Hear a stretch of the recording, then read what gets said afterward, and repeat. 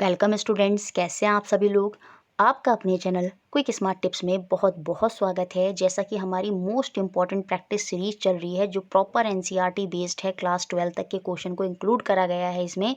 और ये सीरीज़ आपको डेफिनेटली हेल्प करने वाली है, चाहे आपका जूनियर एडिट का एग्ज़ाम हो, चाहे रीट हो, चाहे यूपी टेट हो या सुपर टेट हो। इसी तरह के क्वेश्चन आपको एग्ज़ाम में देखने को मिलते हैं और इस प्रैक्टिस सीरीज़ में से डेफिनेटली कुछ ना कुछ क्वेश्चन आपको अपने एग्ज़ाम में देखने को मिलने वाले हैं। तो ये प्रैक्टिस सीरीज़ जो है बहुत ही ज़्यादा इंपॉर्टेंट है। टोटली एनसीईआरटी बेस्ड क्वेश्चन है इसमें जो आपको बहुत हेल्प करने वाले हैं। सिर्फ बदले में इतना करना है कि वीडियो अगर आपको अच्छी लगती है तो प्लीज़ उसको लाइक ज़रूर कर दिया करें। इस समय सबसे ज़्यादा ज़रूरत है शेयर करने की, तो शेयर में कंजूसी ना करें। जितने भी हमारे स्टूडेंट्स हैं प्लीज़ वीडियो को शेयर करें अपने दोस्तों में, ताकि जो है फर्दर और लोग भी ये वीडियो को देख पाएँ और टीचर को भी एक मोटिवेशन मिल जाता है अगर अच्छे व्यूज़ आते हैं और लाइक्स वगैरह अच्छे हो जाते हैं। तो बस इतना ही चाहिए। और अगर किसी ने सब्सक्राइब नहीं किया तो प्लीज़ वो भी ज़रूर कर लें, अगर आपको लगता है कि इस चैनल से आपकी कुछ ना कुछ हेल्प हो सकती है। तो चलिए देखते हैं पहला question. Which of the flowing can cause DNA damage and mutation in humans. निम्नलिखित में से कौन मनुष्य में डीएनए क्षति और उत्परिवर्तन का कारण बन सकता है। बताइए कौन सी अल्ट्रावायलेट रेज हैं जिनको वो हमारी बॉडी एब्जॉर्ब करती है और जिसकी वजह से डीएनए को डैमेज पहुंचता है या फिर म्यूटेशन होता है ह्यूमन के अंदर। तो यहाँ पर जो आंसर होगा वो होगा option number B, absorption of ultraviolet B. देखिए, जो अल्ट्रावायलेट रेज होती हैं वो भी तीन कैटेगरी में बट जाती हैं। एक होती है आपकी अल्ट्रावायलेट ए, एक होती है अल्ट्रावायलेट बी और एक होती है अल्ट्रावायलेट सी। ये जो अल्ट्रावायलेट सी होती हैं इनकी वेवलेंथ कम होने की वजह से ये ओजोन लेयर तक ही रहती हैं, वहीं पर जो है ओजोन लेयर ही इनको एब्जॉर्ब कर लेती है और ये फर्दर हमारे एटमॉस्फेयर में नहीं आ पाती नीचे की तरफ। लेकिन जो अल्ट्रावायलेट बी होती हैं ये हमारे एटमॉस्फेयर में हमारे बॉडी तक पहुंच पाती हैं और हमारी बॉडी की जो बाहरी स्किन है उसको इफ़ेक्ट करती हैं। जो ईचिंग वगैरह है या स्किन कैंसर से रिलेटेड प्रॉब्लम है वो अल्ट्रावायलेट बी की वजह से होती हैं। और यही जो है अल्ट्रावायलेट बी हमारे डीएनए को डायरेक्टली जो है डैमेज करती है। तो ये आपको याद रखना है। बाकी अल्ट्रावायलेट जो ए है वो हमारी बॉडी के अंदर डीपली हमारी बॉडी के अंदर जाती है और भी फर्दर जैसे जो रिंकल वगैरह हमारे फेस पर हो जाते हैं वो अल्ट्रावायलेट ए की वजह से होते हैं। तो यहाँ पर जो आंसर है वो तो है आपका option number B. Next question देखते हैं, question number 2। Montreal protocol is associated with. ये जो मॉन्ट्रियल प्रोटोकॉल है ये किससे एसोसिएटेड है। और बहुत ही अच्छा और बहुत ही इंपॉर्टेंट क्वेश्चन है। बताइए क्या आंसर होगा यहाँ पर। यहाँ पर आंसर होने वाला है आपका option number A, control of emission of ozone depletion substances. Ozone क्षयकारी पदार्थों के उत्सर्जन को नियंत्रित करने के लिए ये मॉन्ट्रियल प्रोटोकॉल जो है 1987 में जो है ये साइन हुआ था। और ये आपका अस्तित्व में कब आया था, 1989 में 1 जनवरी को ये अस्तित्व में आया था। और आपका सितंबर 1987 में ये जो है आपका फाइनलाइज हुआ था। तो ये डेट भी याद रखनी है, सितंबर 1987 में ये फाइनलाइज हुआ था। और फाइनली ये इम्प्लीमेंट कब हुआ था, आपका 1 जनवरी 1989 से। ये मॉन्ट्रियल प्रोटोकॉल जिसमें ये डिसाइड हुआ था कि जो ओजोन का जो डिप्लीशन हो रहा है उसको कंट्रोल करने के लिए क्या क्या स्टेप उठाए जा सकते हैं, उससे रिलेटेड ये आपका प्रोटोकॉल था। तो ऑप्शन नंबर ए यहाँ पर सही है। नेक्स्ट क्वेश्चन है, according to central pollution control board, particle that are responsible for causing great harm to human health are of diameter। केंद्रीय प्रदूषण नियंत्रण बोर्ड के अनुसार मानव स्वास्थ्य को बहुत हानिकारक पहुंचाने वाले जो कण हैं उनका जो डायमीटर है, व्यास है, वो कितना होता है बताइए ज़रा। यहाँ पर जो आंसर होने वाला है वो है आपका ऑप्शन नंबर ए, 2.50 माइक्रोमीटर जो है वो उनका डायमीटर होता है। बहुत ही अच्छा और बहुत ही इंपॉर्टेंट क्वेश्चन है। नेक्स्ट क्वेश्चन है क्वेश्चन नंबर 4। ये भी मोस्ट इंपॉर्टेंट क्वेश्चन है। The government of India has pass the environment protection act in the year. Bharat सरकार ने किस वर्ष में पर्यावरण संरक्षण अधिनियम को पारित किया था। क्योंकि इस तरह के क्वेश्चन साइंस के एग्जाम में मिलते हैं, ये सिलेबस का हिस्सा है। एनवायरमेंट से रिलेटेड जो टॉपिक हैं वो सिलेबस में हैं। तो यहाँ पर जो आंसर है वो है आपका ऑप्शन नंबर सी, 1986 में ये जो गवर्नमेंट ऑफ इंडिया एक्ट था एनवायरमेंट को लेके, प्रोटेक्शन एक्ट, ये 1986 में पास हुआ था। तो ऑप्शन नंबर सी जो है वो यहाँ पर बिल्कुल सही हो जाएगा। नेक्स्ट क्वेश्चन है which of the following isotope is most dangerous to human being. बहुत बार मैंने आपको बताया है कि आइसोटोप्स क्या होते हैं, तो कमेंट बॉक्स में आप बताएंगे कि आइसोटोप्स क्या होती हैं, ठीक है। तो कौन सा आइसोटोप्स है जो मनुष्य के लिए सबसे खतरनाक है, तो यहाँ पर जो आंसर होगा वो होगा आपका ऑप्शन नंबर बी, स्ट्रोंटियम 90। ये जो स्ट्रोंटियम 90 है यही जो है वो हार्मफुल है ह्यूमन बीइंग के लिए, तो बहुत ही अच्छे से याद रखना है स्ट्रोंटियम 90। नेक्स्ट क्वेश्चन देखते हैं, question number 6, greenhouse effect is due to. देखिए ये क्वेश्चन बहुत ही अच्छा है। सिंपल वे में तो ग्रीन हाउस से क्वेश्चन बहुत आते हैं, लेकिन इसको थोड़ा सा चेंज कर दे दिया है। Greenhouse effect is due to, ये जो ग्रीन हाउस प्रभाव होता है इसका कारण क्या होता है, तो यहाँ पर आप सोचिए और बताइए आंसर क्या होगा। तो यहाँ पर जो आंसर है वो है आपका ऑप्शन नंबर सी, CO2 का संचय होता है। क्या होता है, जो एनवायरनमेंट है वो CO2 को जाने नहीं देता, बहुत ज़्यादा अमाउंट में CO2 हो जाती है, जिसकी वजह से बहुत ज़्यादा गर्मी होने लगती है, जो हमारी अर्थ है वो वार्म अप हो जाती है, बहुत ज़्यादा गर्मी वहाँ पर हो जाती है। तो यहाँ पर एक्यूमुलेशन ऑफ CO2 होता है और डिप्लीशन क्या होने लगता है, फिर उससे क्या होता है, डिप्लीशन ऑफ ओजोन होता है। O3 क्या होता है, ओजोन होता है। ओजोन का ह्रास वहाँ पर हमें देखने को मिलता है, जब कार्बन डाइऑक्साइड की मात्रा जो बढ़ जाएगी तो ओजोन का ह्रास वहाँ देखने को मिलेगा, उसका डिप्लीशन देखने को मिलेगा। तो ऑप्शन नंबर सी यहाँ पर बिल्कुल सही है। नेक्स्ट क्वेश्चन है, if there is no greenhouse effect then the average temperature at the surface of earth would have been. यदि ग्रीन हाउस प्रभाव नहीं होता तो पृथ्वी की सतह पर औसत तापमान कितना होता, बताइए यहाँ पर क्या आंसर होने वाला है। बिल्कुल यहाँ पर आंसर होगा आपका ऑप्शन नंबर बी, अगर ग्रीन हाउस इफेक्ट नहीं होता जो एवरेज टेम्परेचर है पृथ्वी का वो -18 डिग्री सेल्सियस होता। नेक्स्ट क्वेश्चन देखते हैं, question number 8, contamination of water with sewage is indicated by. जो सीवेज के साथ वाला पानी है वो उससे जो संदूषण है वो किस से इंगित करता है, वो कैसे पता चलता है, वो किसकी वजह से पता चलता है, वो पता चलता है एंट अमीबा की वजह से। तो यहाँ पर जो आंसर होने वाला है option number B, entamoeba. Next question, question number 9, which of the following is referred to as the world most problematic aquatic weed. निम्नलिखित में से किसे विश्व का सर्वाधिक समस्याग्रस्त जलीय खरपतवार कहा जाता है।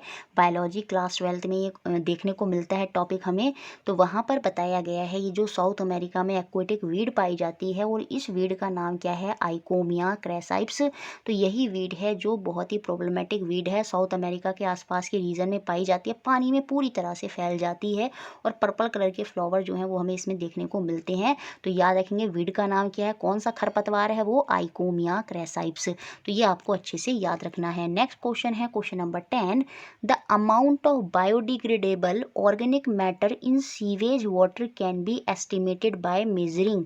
सीवेज के पानी में जो बायोडिग्रेडेबल कार्बनिक पदार्थों की मात्रा है उसका अनुमान किसके द्वारा लगाया जाता है, तो उसका अनुमान BOD, बायोकेमिकल ऑक्सीजन डिमांड के थ्रू लगाया जाता है। उसके थ्रू हम देखते हैं कि पानी में कितनी ऑक्सीजन है, ऑक्सीजन का लेवल अगर कम होता है तो उसका मतलब जो उसमें कार्बनिक पदार्थ की संख्या है वो काफ़ी ज़्यादा है।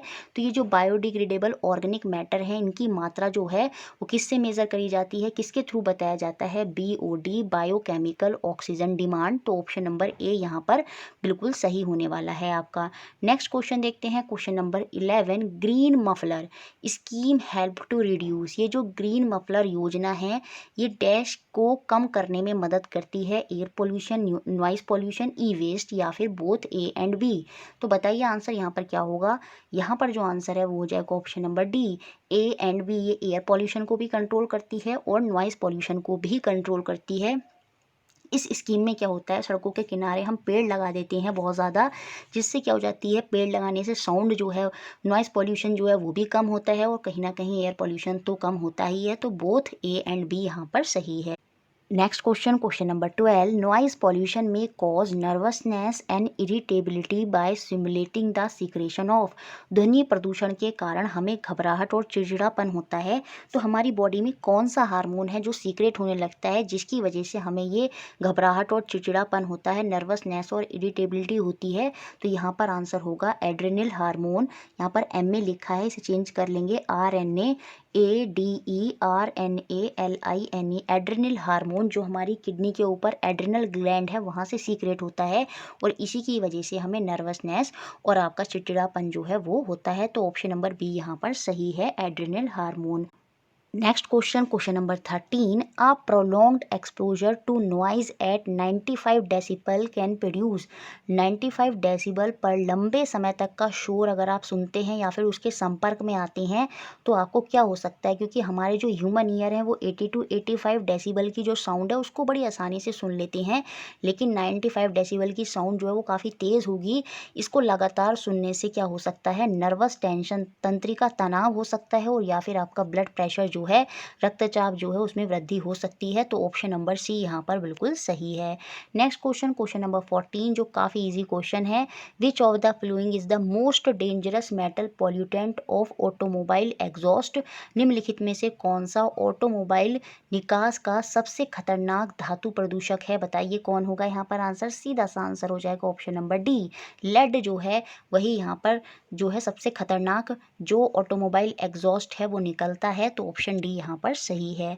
नेक्स्ट क्वेश्चन है question number 15, nuisance growth of aquatic plant and bloom forming algae in natural water is generally due to the high concentration of.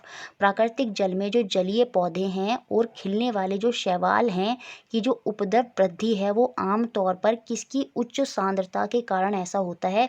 किसका उच्च सांद्रता होती है, तो वहाँ पर फॉस्फोरस की उच्च सांद्रता, हाई कंसंट्रेशन ऑफ फॉस्फोरस होने की वजह से जो वहाँ पर है हमें ग्रोथ देखने को मिलती है एक्वेटिक प्लांट या फिर एल्गी जो है वो नेचुरली वाटर में जो ग्रो हो जाता है वो हमें हाई कंसंट्रेशन ऑफ फॉस्फोरस की वजह से मिलता है। तो ऑप्शन नंबर डी यहाँ पर बिल्कुल सही है। नेक्स्ट क्वेश्चन है question number 16, which of the following is used as artificial smoke और cloud at film and drama stage. Film एवं नाटक के मंच पर कृत्रिम धुआं अथवा बादल दर्शाने के लिए किसका उपयोग किया जाता है, तो ये काफ़ी इजी क्वेश्चन है। ऑप्शन नंबर डी यहाँ पर सही हो जाएगा, द्रव नाइट्रोजन, लिक्विड नाइट्रोजन का यूज़ किया जाता है आर्टिफिशियल स्मोक को पैदा करने के लिए। नेक्स्ट क्वेश्चन है क्वेश्चन नंबर 17, अच्छा क्वेश्चन है, which one of the following disease is not due to the contamination of water. कौन सा रोग है जल के दूषित होने से नहीं होता है, तो टाइफाइड हमें खराब पानी की वजह से पीने से हो जाता है, कॉलेरा बिल्कुल, जॉन्डिस ये सब इसी से होते हैं, लेकिन हेपेटाइटिस बी जो है वो कंटेमिनेशन ऑफ वाटर से नहीं होता। तो आंसर यहाँ पर होने वाला है आपका ऑप्शन नंबर ए। नेक्स्ट क्वेश्चन देखते हैं question number 18, the loudness of sound that a person can withstand without discomfort is about। एक ध्वनि की प्रबलता जिसे कोई व्यक्ति बिना किसी परेशानी के झेल सकता है वो लगभग कितनी होती है, 80 टू 85। तो यहाँ पर आंसर हो जाएगा आपका ऑप्शन नंबर डी, 80 डेसिबल की जो साउंड की लाउडनेस है वो आप इजीली हेयर कर सकते हैं। तो ऑप्शन नंबर डी यहाँ पर सही है। Next question, question number 19, the expanded form of DDT. DDT की फुल फॉर्म हमें बतानी है। एज अ पेस्टिसाइड हम इंसेक्ट को मारने के लिए इसको यूज़ करते हैं खेत वगैरह में। तो डीडीटी की फुल फॉर्म क्या है बताइए। तो यहाँ पर जो आंसर होगा वो होगा option number A, dichloro diphenyl trichloroethane. याद रखिएगा इसकी full form dichloro diphenyl trichloroethane जो है ये इसकी फुल फॉर्म होती है। तो ऑप्शन नंबर ए यहाँ पर बिल्कुल सही है। नेक्स्ट और last question, question number 20, which of the following statement is incorrect regarding Bhopal gas strategy. जो भोपाल गैस त्रासदी हुई थी उसके संबंध में कौन सा कथन गलत है। मिथाइल आइसोसाइनाइड गैस जो है वो इसमें उसका रिसाव हुआ था, ये बात सही है। हज़ारों की संख्या में लोग मर गए थे, ये बात भी सही है। और ये टुक प्लेस हुआ था कब, 2 दिसंबर की नाइट, या फिर हम इसको 3 दिसंबर भी बोलते हैं, 1984 में। बिल्कुल ये बात भी सही है। तो यहाँ पर जो गलत कथन है वो हो जाएगा option number C, radio active fall out and gulf Bhopal. ये कोई स्टेटमेंट यहाँ पर सही नहीं है इससे रिलेटेड, तो यही यहाँ पर गलत है। तो ये थे हमारे 20 क्वेश्चन जो बहुत ही अच्छे थे। अगर आपको वीडियो अच्छा लगा है तो प्लीज़ उसको लाइक ज़रूर करें, शेयर करें और चैनल को सब्सक्राइब भी ज़रूर कर दें। Thank you very much.